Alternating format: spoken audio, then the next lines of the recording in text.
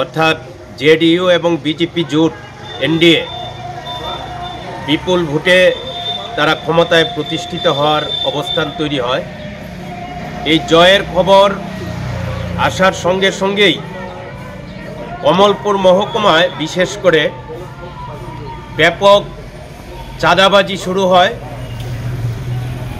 এবং মানিক ভান্ডারের একজন ক্ষুদ্র ব্যবসায়ী টেইলার মোহনলাল দে, তার দোকানে হামলা হয়, দোকানের সামগ্রী ভাঙচুর করা হয়, কিছু জিনিসপত্র লুট করে নিয়ে যাওয়া হয়। রাত 11টার পর তাণ্ডব লীলা শুরু হয়। মানিক ভান্ডার সিপিএম মহকুমা দপ্তর অগ্নিসংযোগ হয়। এই মহকুমা দপ্তর প্রায় 9 বার বিজেপি দুর্বৃত্তরা আগুন দিয়েছে, ভাঙচুর করেছে, বিভিন্ন গুরুত্বপূর্ণ সামগ্রী লুট করে নিয়েছে।